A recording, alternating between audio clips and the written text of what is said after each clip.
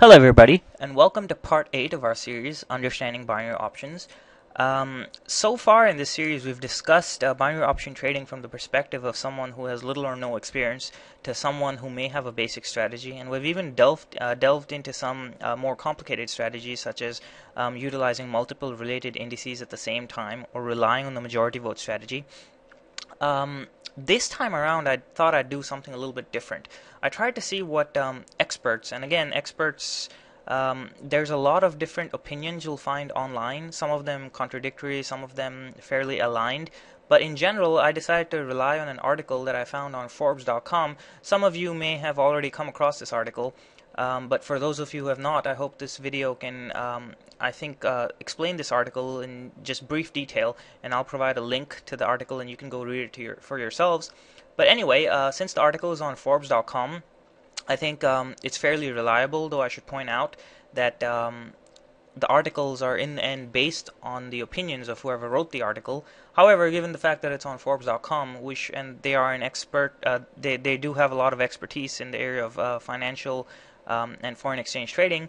I think this article should be relevant, and therefore I hope covering it is a good idea and is helpful to some of you. Anyway, the article is titled "Don't Gamble on Binary Options," and it was written by a gentleman named Gordon Pape, I think is the way his last name is pronounced.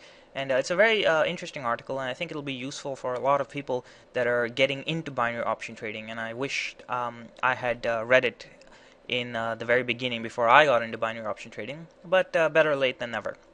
So let's get right into it, and we'll start as we always do by a quick overview of binary option trading. Essentially, given a commodity or currency or stock or index, each of these has a current value at any given point in time right before we're ready to make our trade. And option trading relies on our ability to predict what that value is going to be sometime in the future. We call if we think the value is going to go up, and we put if we think the value is going to go down. And being right earns us a percentage of what we put in, but being wrong means we lose all of what we put in. So this particular article, titled "Don't Gamble on Binary Options," is and has been available on Forbes.com since July 2010. There's the hard link to the article, and of course, since in the video that link isn't going to be clickable, I've given a link at the bottom of this video that you can click and go read the article for yourselves. The article was written by a gentleman named Gordon, again, I think Pape is the way his last name is pronounced, but I may be wrong. Anyway, he's been a contributor to Forbes.com on the blog since 2010, and you can get to his blog via the video, the link at the very bottom of this video, which links to the article. And this article was written by Gordon because he was contacted via email by a reader of his blog who was concerned about their father getting involved with binary option trading. And the article discusses Gordon Pape's opinion on binary option trading, and it's a recommended read for anyone getting into such trading. Now, I should point out again that this article would basically be Gordon's opinion on binary option trading, and any such articles are essentially opinionated.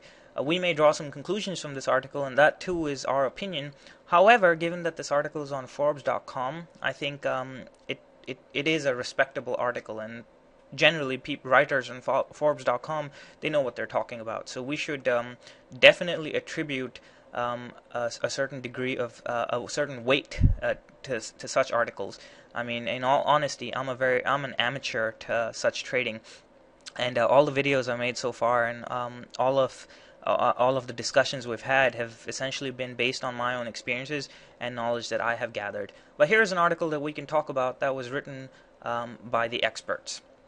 So let's delve into some of the... You can read the article for yourself, but what I'll call out here is certain quotes taken directly out of the article or have paraphrased, and I think these quotes are especially relevant, and they should give you a pretty good idea of what the article is really all about. Note that right towards the beginning of the article, Gordon says, there are lots of ways to lose your money in this world, but here's one I hadn't encountered before: binary option websites. Note, he says that this is a way to lose money. The sites appeal to the same type of people who play poker online, but they somehow have an aura of being more respectable because they represent themselves as offering a form of investing. Don't kid yourself. These are gambling sites, pure and simple.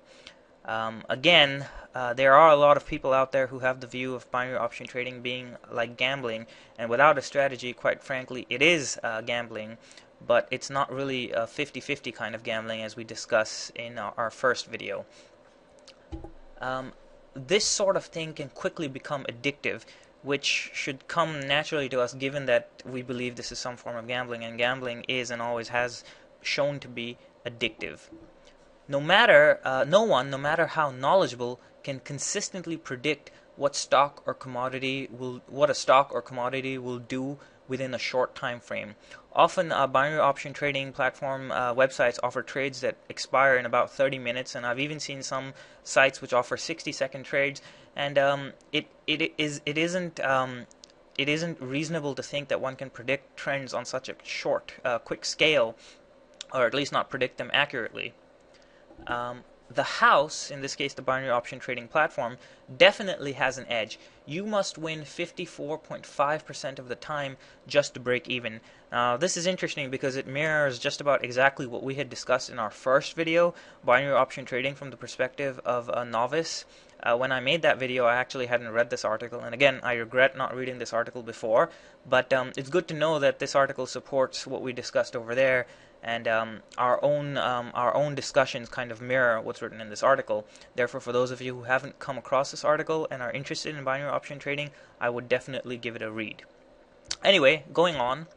These websites are unregulated. This is an interesting point. It's not something I had picked up before, but for most financial trading stockbrokers and such, they're supposed to be regulated by the SEC, the Securities and Exchange Commissions, but this doesn't always happen, and especially it doesn't happen because binary option trading websites are internationally based, and a lot of regulations don't always directly apply as they would to different kinds of trading platforms. Finally, the article concludes with Gordon saying, "If people want to gamble, that's their choice, but let's not confuse that with investing. Binary options are a crapshoot, pure and simple." That's a fairly strong opinion, but taking all these points together, we get the gist of it in the sense that without a solid strategy, and I think point 4 indicates that it's very difficult, if not impossible, to have a solid strategy, but without such a strategy, binary option trading essentially boils down to gambling. And I don't know if I'd go as far as to call it a crapshoot, but maybe that's just telling it how it is. And I would definitely again give this article a read.